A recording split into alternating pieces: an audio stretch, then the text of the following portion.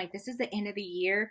Perfect timing for, I want a new job. I know I want a new career for the new year because Yep. this is where I was in December. What's up, everyone? I'm Trent. I'm joined by a very special guest today, Ashley. She's been a business development rep in tech sales for nearly a year now. And today we're going to talk how she got the job, a realistic day in the life, and much, much more. But first, we got to talk about how this conversation came about.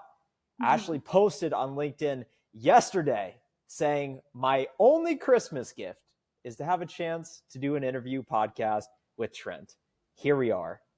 Did you think this was going to happen so quickly? No, to be honest, no. I was like, Trent has so much going on. He's not going to see this. And then everyone was commenting like, "Yeah, I hope your wish comes true." And then you responded, and I was like, "Oh my goodness." I think my only wish for the New Year's is trying to get my lashes up like yours, because you got the lashes strong, the hustle on. So we're ready to go today. Hmm. So I'm curious, before we get into your story, why did you want to speak here today? Um, the main reason why I wanted to speak on this platform is because I am a coach for course careers, and a lot of people are struggling and they don't know the realistic or the reality of breaking into tech. So for me to reach, a plethora of people and be able to, I guess, use my voice to help people, I figured talking to you, because a lot of people look up to you, this was the best way to do that. Well, hopefully we can I, reach millions of people today. yeah, definitely. What do you think people are struggling with? What do you think people don't know about breaking into tech? I think a lot of people don't realize that it's a process. It doesn't happen overnight. So, even if you put in the applications, even if you do the follow up emails with the recruiters, you have to literally be patient. So, this process of breaking into tech helps you with patience. And with that being said, when you do, get an offer letter from a job or a company, it's going to help you with your prospecting and talking to clients as well, because just because you set a meeting as a BDR or SDR, you have to wait for that email response. You have to wait for them to pick up the phone. You might leave tons of voicemails, but that last call they might pick up. So you have to have resilience, patience, understand rejection. Like, there's a lot that comes along with becoming an SDR or a BDR. And like I said, I just want to try to help as many people as I can. I want to talk about your story breaking into tech sales, but where I want to begin is what you do now. Now that you've been in the role for nearly a year, I'm curious, how has getting the job as a BDR changed your life? I would say for the better. This opportunity has changed my life, my family.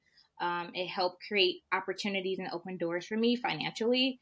Um, I think this was probably one of the best career choices I've ever made in 32 years. So, with that being said, having a degree in a different career field or background, such as medical, I'm coming from a medical background, I wasn't really thriving.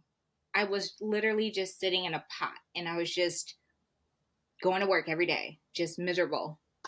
But with in tech sales as a BDR, SDR, I'm actually talking to multiple different people.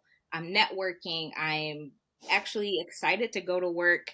Um, I actually don't mind. I mean, I work from home, but I still connect with new people every day from my home. So, it just gave me a wide opening, like, realization that you could be successful from home, but you can also not have a bachelor's degree to do this job. You can literally start with course careers to get the understanding of how to get into the entry level. So by doing that, like I said, it opened up so many doors for me. Working from home, what do you actually do day to day? Can you walk us through a day in the life of Ashley, the BDR? Yeah. So I wake up. Good. Gotta do that. Gotta wake up. So I wake up and I just basically, do the basic wash face, brush teeth, stuff like that. I get my coffee. Again, my job is pretty laid back. My company is awesome. I start my day around 8:30. I may or may not have a morning meeting, But really, I just start prospecting in the morning, checking emails, seeing if I have any missed phone calls or voicemails from prospects from the other day or the night before. And then really, I'm just creating a new sales cadence of new prospects, and then I'm making phone calls. So 90% of my day is on the phone, because obviously they want you to have that call volume. And then the other 10% is just sending emails. So it's more, for me, it's work life balance. Like, I'm able to be home. I do have children. I'm able to be a mom, but I'm also able to have a career where I love to go to work. So I can't complain. How many calls would you say you make on average a day? So in my company, they want minimum 40, but we try to do at least 40 to 60 calls. And only because the more calls you do, the better chance that you have of reaching someone. Because everyone does not answer the phone. They might send you to voicemail, they might not answer. So your odds are better with the higher volume call. I've set meetings via email as well. So some people Hmm. refer emails. They're like, hey, I got your call, but I'm super busy, but I would love to set a meeting with you via email. And then I'm like, okay, great. What is your earliest convenience? Like, what day are you available? What time are you available? So I can talk to the account executive, and you guys can meet and talk about quotes and details about the product. And when you're doing these calls and the emails, you'd mentioned earlier you're setting up your sales cadence, otherwise Mhm. known as a sales sequence. Can you explain what that means to you? So, sales cadence or the sales sequence is very important. It's like touch points. How many calls, how many emails are you going to actually do with this prospect? You don't want to overdo it with 10 calls and 15 emails. You kind of want to structure your sales cadence because it matters to the prospects. You want to actually acknowledge their time and their personal life. Some people are on maternity leave. They're not even in school, because I work in ed tech. So they're not even in school. They're not even in front of a computer. So they're enjoying their maternity leave. And then you have people who don't even work at the schools no more. Because again, I'm in ed tech. So you're sending emails and, calling into a school that person no longer works there. So I like to do more calls than emails, because I want to see if that person still works there first before I do all these other emails before that first call. So I might have like a 10 touch point sales cadence depending on what product or service that I'm trying to sell or get them to go to the meeting for. In your experience so far, what have been some of the most challenging parts about learning the ropes as a BDR? I would say cold calling. It took me about 2.5 weeks to really understand how a cold call is supposed to be structured, because you never know what that person is going to say. So there's no script that you can have to prepare you. You just have to be quick on your feet. You have to be literally active listening, understanding what they're going through, ask them qualifying questions before you let them just try to get you off the phone. So, cold calling was definitely one of the challenges for sure. Coming from a medical billing background, I'm used to getting hung up on because I'm a medical biller. I'm calling because your bill is due. So they're like, no. They don't want to So hear from you. yeah, yeah. So they were like, the hospital's calling, we're not answering. So I'm used to the rejection part, but it was just that cold calling, that initial phone call, trying to get them to stay on the phone long enough for you to just give your pitch. What have you learned about cold calling so far, in addition to asking the qualifying questions? What other tips can you offer to someone out there that either has never made a cold call or is trying to ramp up their cold call activity like you, making 40 to 60 calls a day? Cold calling is very important. Cold call is that doorway to see if this is a good fit for them. You don't want to send emails to a dead end if they're not interested. You're just hoping for a response. That cold call, that initial first cold call, is basically like a introduction of who you are, what the company stands for, what product or services they can offer to help their pain points. Everyone has something going on, whether they like what they have or they're looking for something new. with that cold call, you find out, well, how can I help you? How can I help you better whatever situation you got going on? And if you just give them some time to talk, use your active listening skills, they will tell you exactly what they want. And you just have to be ready to say, hey, let's take this a step further. Let's book a meeting. Are you available Tuesday at 2 p.m.? My account executive can go into more details on how we can help you with your pain points, how we can make your situation better. So that way, whatever you got missing, like revenue, or maybe it's something that they're using like a CRM, whatever that you need, we can help you. And you keep mentioning AE or account executive. Can you describe what your relationship looks like internally with your AE? My understanding is you may set meetings and then you Yeah. bring on your AE to then run that sales cycle. But can you explain what that process looks like for you? Yeah, so I do the prospecting, I find the new clientele, I build opportunities for the company.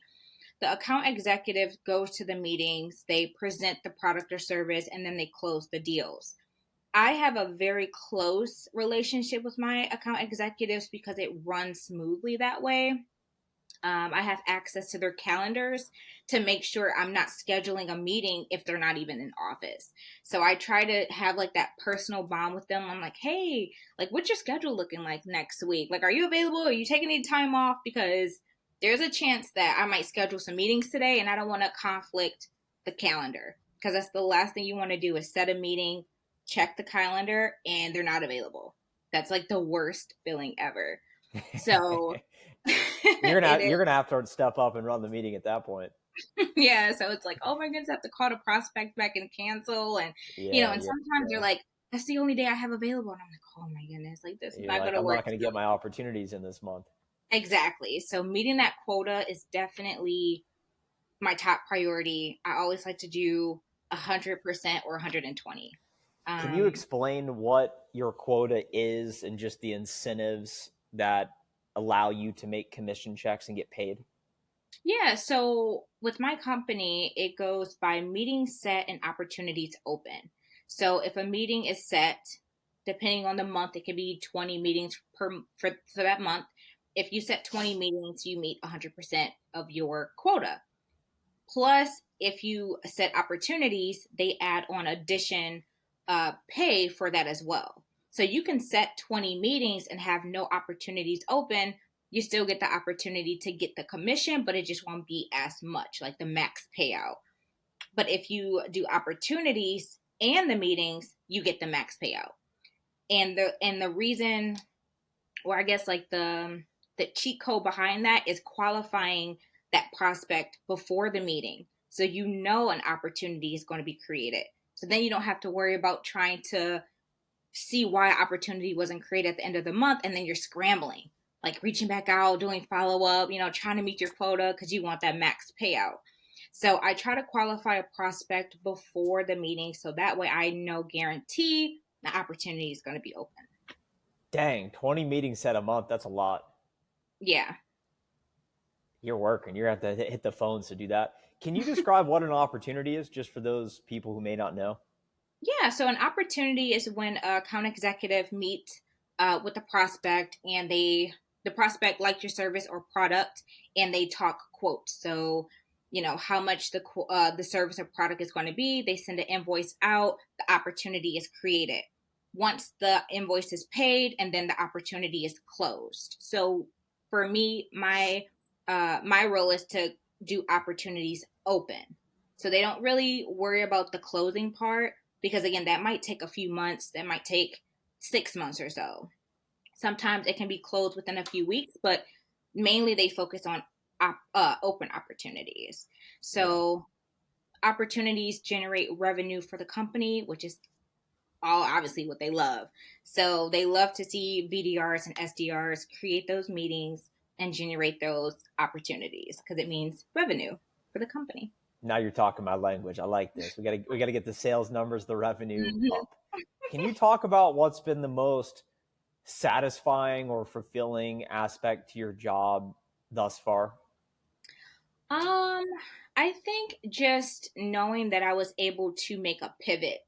Um, never had sales experience, did not know that I was going to love sales. I have a team of 10 BDRs, and I'm literally top two. I'm like the second place in sales right now. And I did not know that this would be something that I'm like, I can do this. Like, this is something I want to actually stick with. Um, Other than that, I'm helping people. I'm coming from the medical field anyway, so I'm around doctors and physicians, so I'm still helping people just in a different way. So people talking about their pain points. Again, I'm in ed tech. We're talking children, reading, science, math.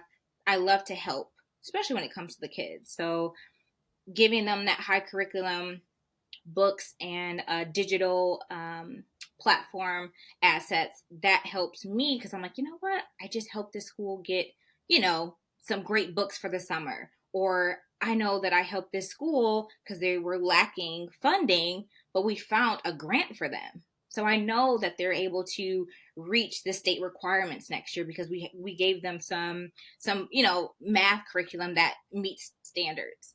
So at the end of the day, it's helping people. And that's what makes me love this job.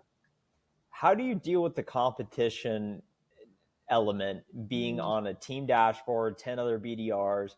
They're probably tracking your daily inputs, all your calls, all your emails, all your meetings, all your opportunities. And it sounds like that excites you, the idea of performing and maximizing your potential. But I know, at least for me, it's an adjustment when you're on this dashboard and they say, hey, you're first, you're last, you're in between. It's very clear where you stand. It's not like a secret. It's, hey, this is your performance and you're responsible for that.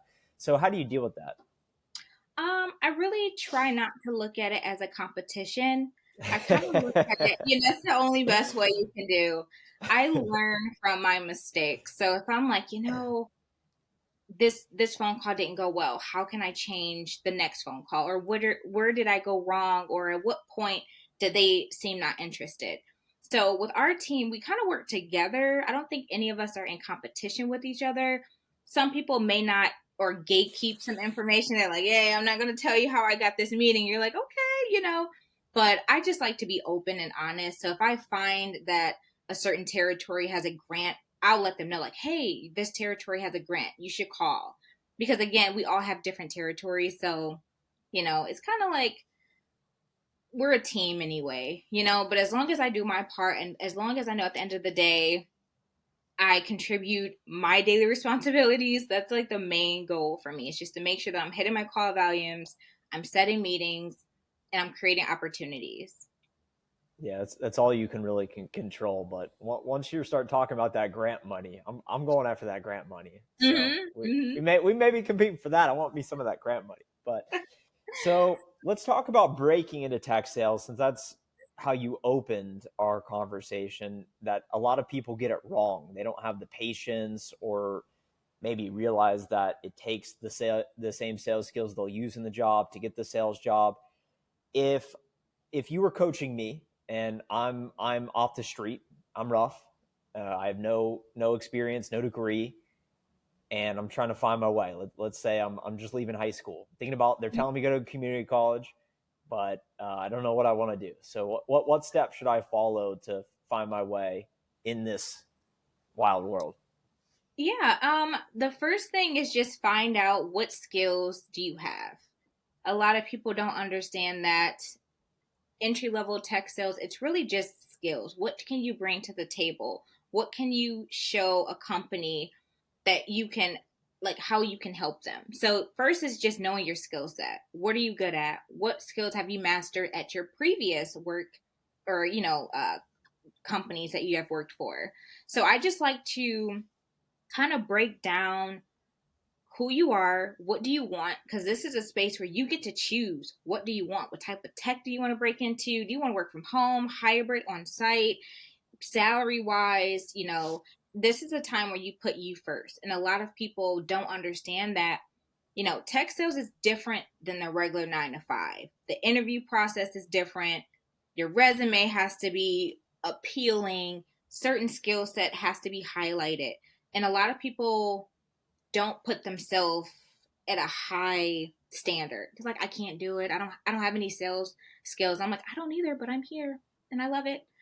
So just giving them that hope, positive energy, and just, yeah, like just figuring out like what are you good at, like what are your skills. So I think skill set is priority, because I think that's what's going to get you through the door and obviously make you stand out, against the other candidates. What skills do you think I need to demonstrate to a potential employer? Let's say I have some experience washing dishes, or maybe working in a restaurant, maybe even in a retail job selling shoes. How do I take that skill set and then demonstrate that I could be a good fit to the employer? Yeah. So, I mean, if you're coming from restaurants or a retail store, you still have customer relations. You're talking to people, you're speaking with people. So, customer service, customer satisfaction. We all know retail, I'm pretty sure they have a monthly quota that they have to, reach to sell something. What was that monthly quota?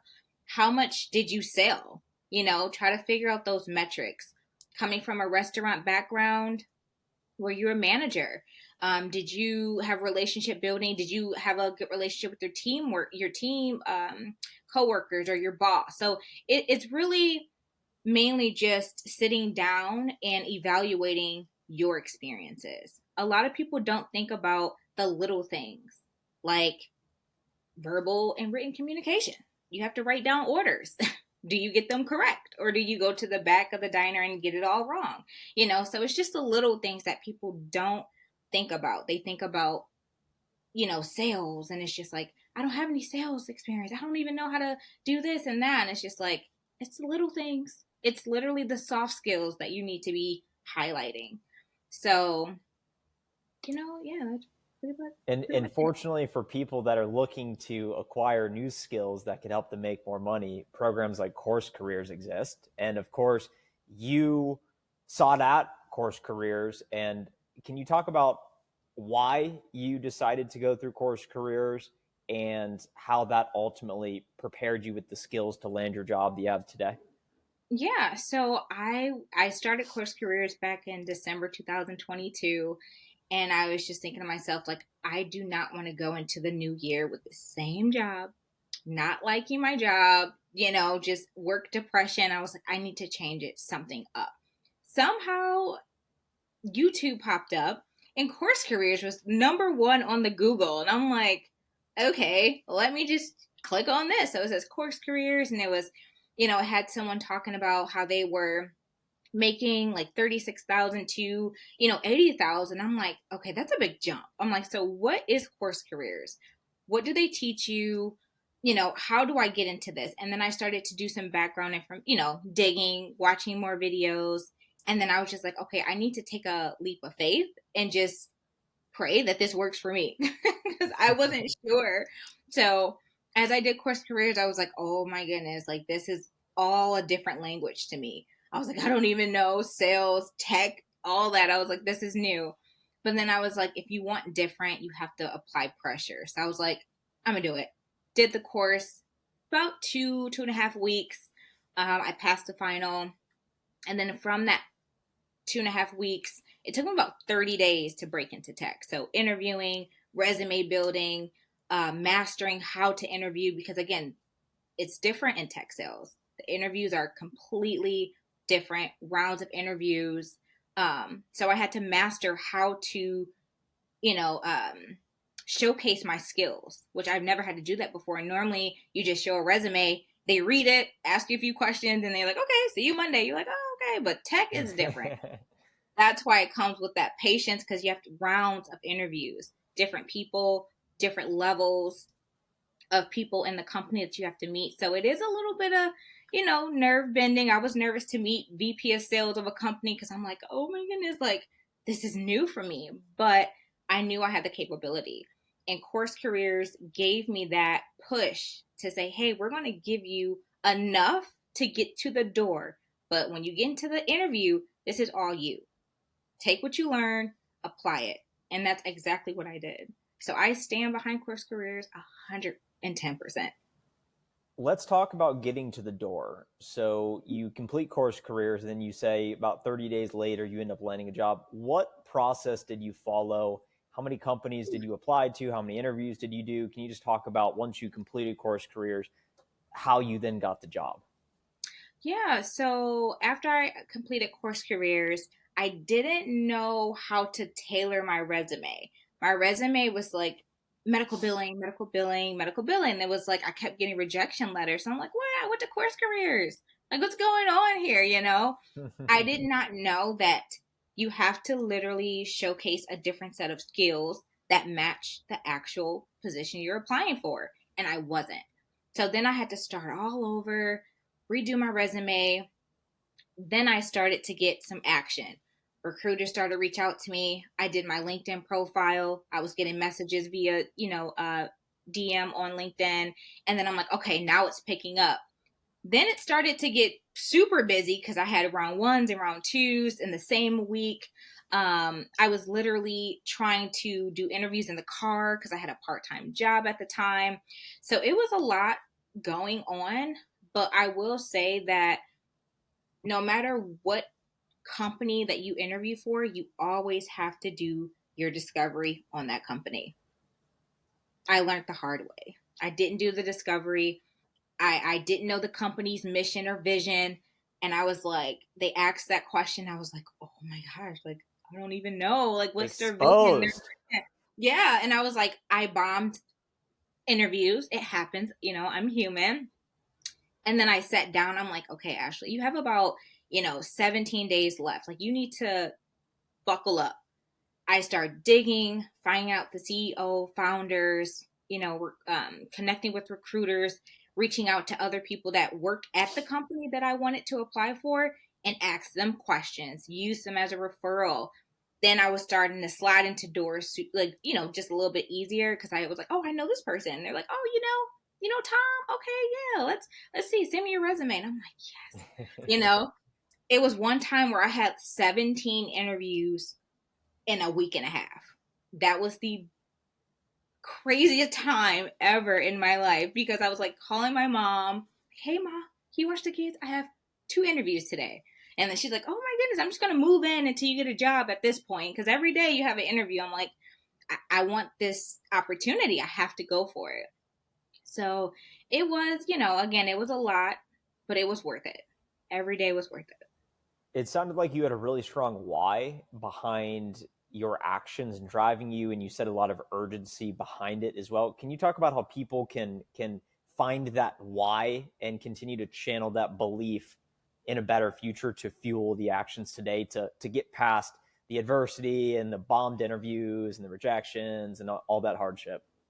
Yeah, I mean, the number one thing for me was, what's your goal? What do you want out of this process? I wanted a new job. Another thing was, I wanted to create stability for my family.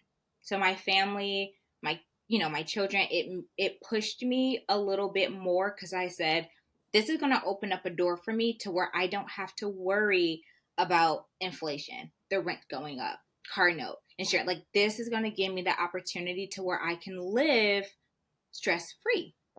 So that is what pushed me. But again, it still took a lot of energy though, because I felt like no matter what round of interviews I had, I was still like dishing out energy. And it was like exhausting too, because I'm like, okay, after this, I have to go be a mom. So I really had to put my big girl hat on, put my boots on, and I was like, I have to literally get through this. And I pushed through.